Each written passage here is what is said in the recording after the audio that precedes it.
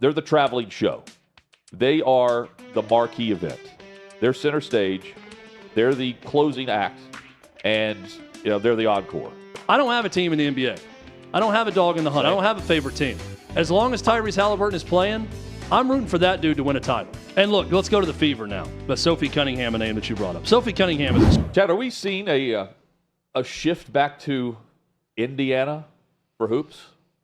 Hoosiers. Man, we just got done talking about Hoosiers and Gene Hackman, the great Gene Hackman passing away in that movie. I immediately thought, this is the Mecca of basketball in the country once again. So just surface level here. What we will think about moving forward when it comes to basketball. Indiana Pacers, just 30,000-foot view, it doesn't appear as though there are many players that are leaving the team. Just looking through free agency, you got some players that are able to sign extension-worthy, eligible, like Nesmith. Then there's Siakam and Nembhard who are there. Haliburton is a star.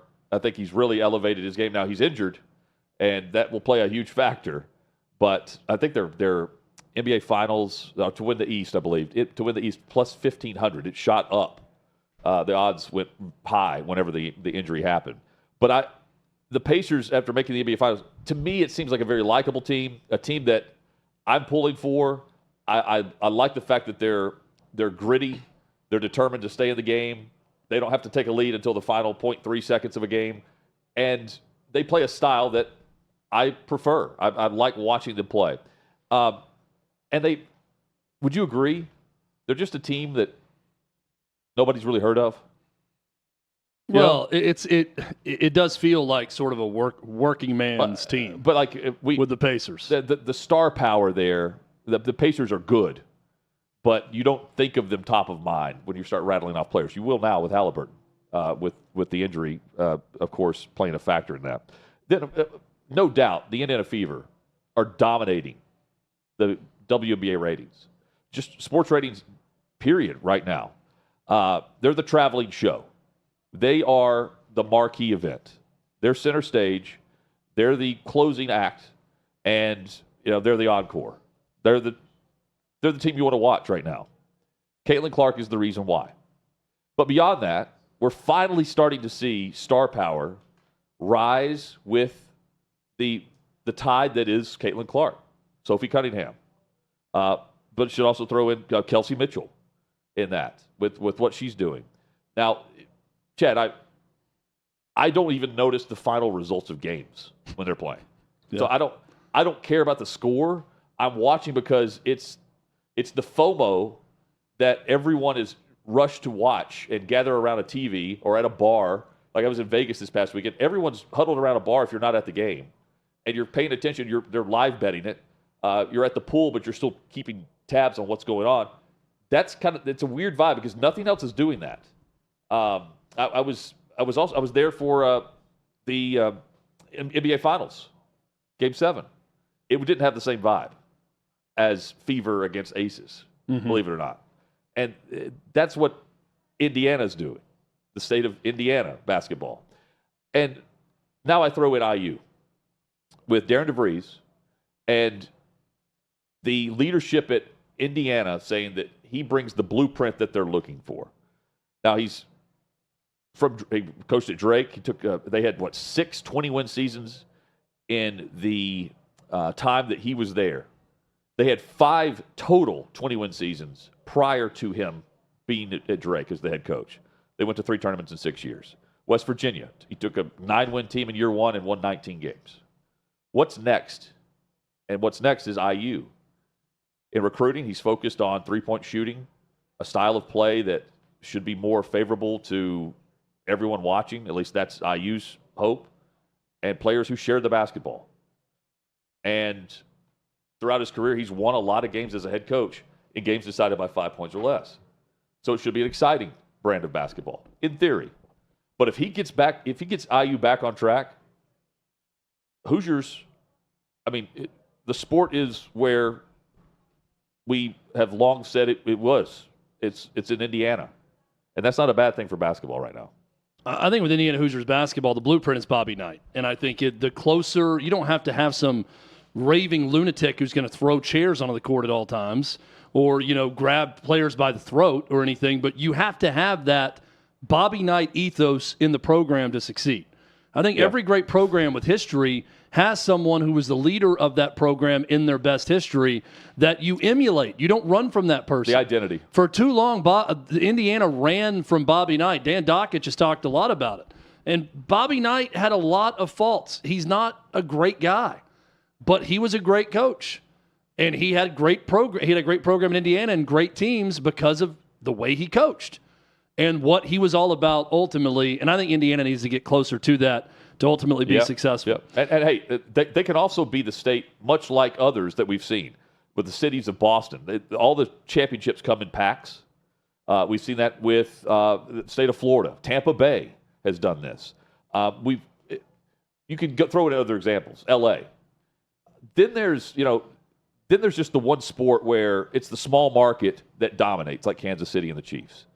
But I can see similarities to all of that within this three-pack that we're seeing. Now, a lot of it rests on Indiana basketball, the Hoosiers. Yeah. But they're going to have it with the Fever, regardless of if they win or not. Just because it's Caitlin Clark and the traveling show, the marquee center court, you're buying a ticket is no matter the price. It's like Taylor Swift's in town. And then for the Pacers, it's just they're relevant because they're good. They're going to be there playing for Eastern Conference championships. Yeah, well, I don't know if they are with Tyrese Haliburton out for the year. Well, because this is like a 12-month recovery. Yeah, which is the problem. But they're still like fifth in the East right now in odds. I don't. This is what sucks about the Pacers. I don't think they're going to get back. I really don't. I think OKC can. I don't know that they will. Yeah. Everyone's rushing to crown them a dynasty now because they're the second youngest team in the league. Hutton, we felt the same way about the OKC teams with James Harden. Yeah, we right? did. We did. And with others.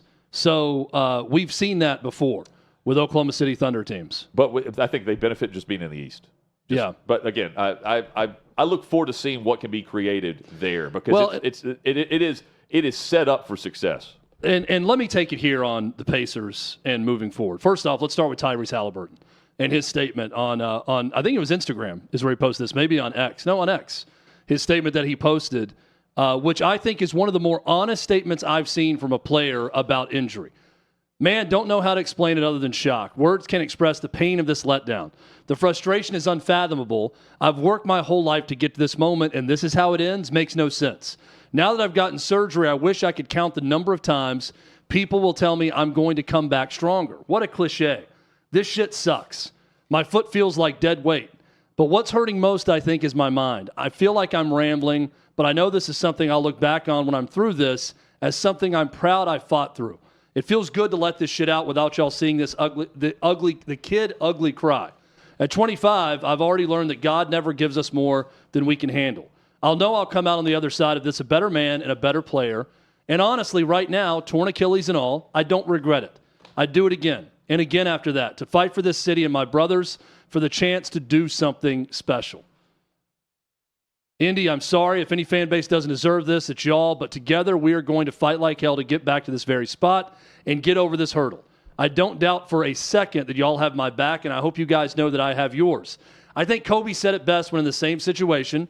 He said, quote, there are far greater issues, challenges in the world than a torn Achilles. Stop feeling sorry for yourself, find the silver lining, and get to work with the same belief, same drive, and same conviction as ever. And that's exactly right. I will do everything in my power to get back right. My journey to get to where I am today wasn't by happenstance. I've pushed myself every day to be great, and I will continue to do just that. The most important part of this all is that I'm grateful. I'm grateful for every single experience that's led me here. I'm grateful for all the love from the hoop world. I don't have to go through this. I get to go through this. I'm grateful for the road that lies ahead. Watch how I come back from this. So give me some time. I'll dust myself off and get right back to being the best version of Tyrese Haliburton. That right there is enough for me to be a Tyrese Haliburton fan for the rest of his career. And I will root like hell for the Indiana Pacers to win a championship. I don't have a team in the NBA. I don't have a dog in the hunt. I don't have a favorite team. As long as Tyrese Haliburton is playing, I'm rooting for that dude to win a title. And this is the picture he posted alongside that message to all of his fans and to everyone who knows him. I thought that was terrific. It was honest. It started with the low place that he's in right now, mentally and physically, and it ended with what he's going to do to work harder than anybody to get back. And I, for one, pray for him and hope that the Pacers can get back to the finals and give him another chance to not tear an Achilles and play an entire elimination game or possible championship game and lead his team to victory. That's what I hope for him and the Pacers. What I loved about Haliburton is just how he's handled everything. Like, go back to how he handled his father and the incident that went down with Giannis. Mm-hmm. You know, he took the podium right afterwards and said that his dad was in the wrong, which is difficult to do if you just put yourself in the same situation. And he handled the criticism, I thought, well, from Stephen A. or anybody, quite frankly. And he's I won't say household name, because I think that we say that too much. But he's certainly one of the rising stars in the NBA, just based on how he handled himself and how he played. He didn't play well the entire series, but in big moments throughout the process of getting to the biggest stage, he hit some big shots. I mean, it's some marquee spotlight moments like against the Knicks. And then you have the injury that sets him back. He tries to play through it. You have certainly this one that he's not going to be able to play through for a while. I'm with you, Chad. I think it was a phenomenal statement, and I'm glad he rambled because he got it off his chest. Yeah, no doubt. And look, let's go to the Fever now. But Sophie Cunningham, a name that you brought up. Sophie Cunningham is a star. Sophie Cunningham is a star in the same way that Livy Dunne is a star. They're incredibly attractive. That's why they're stars. Now, Livy Dunne, I hear, is a great gymnast. But Sophie plays. I have no clue. Yeah, right. But Livy was a gymnast. I mean, she's an athlete. I have no idea how good of a gymnast Livy Dunne ever was. I really don't know. My point on Sophie Cunningham is she averages 5.2 points and 4 rebounds a game for the Indiana Fever, but she's a star because she is Caitlin Clark's defender, Caitlin Clark's teammate, and she's incredibly attractive. And she markets that, just like Livy Dunne was able to market that, and she's done a great job with it. So she's definitely a star. The Indiana Fever, when you look at them right now, they kind of suck. They're 7-7 overall. DeWanna Bonner, who was their biggest offseason acquisition, I'm going to get really in the weeds with WNBA knowledge right now. DeWanna Bonner, 37 years old, their biggest offseason acquisition as a free agent, was a first-team All-WNBA player a year ago with Connecticut. They bench her 3 games into the season, and she goes AWOL, doesn't want to be on the team anymore, demands a trade. They can't find a trade partner because of her attitude. They eventually cut her. Stephanie White is their head coach. Stephanie White has taken multiple leaves of absences from the Indiana Fever with no explanation this year. Stephanie White at Vanderbilt. We know a thing or two about Stephanie White because she coached right down the road on West End at Vanderbilt. 5 years. She was 46-83. She was 13-54 in the SEC. Her team quit in January of a college basketball season. Yeah, they did. Let me say that again. They quit after 8 games. Now, they cited COVID and injuries, and our roster's too banged up to play. What happened was they played a home game at Memorial Gym against South Carolina, and they lost by 63 points in that home game. And 4 days later, the whole damn team quit. And 3 months after that, she got fired at Vanderbilt. So, Caitlin Clark, awesome. I wish the Indiana Fever well. I believe a lot more in Rick Carlisle and the Indiana Pacers leadership than I believe in Stephanie White and the Indiana Fever leadership right now to win at the highest level, even of that sport, the WNBA, which is, let's face it, much easier to win in with far fewer teams than the NBA. And you got the best player in the league in Caitlin Clark. Don't screw it up. We're going to talk to Christine Brennan from USA Today, who wrote the book, literally, on Caitlin Clark a little bit later. And I think the message from Christine Brennan is, how did you screw this up?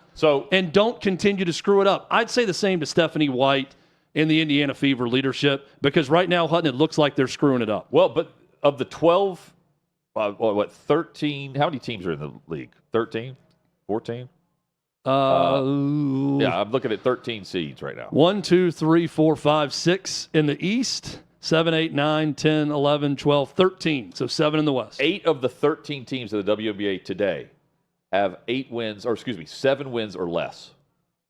So the Fever are just like the entire league. I mean, it's kind of crazy.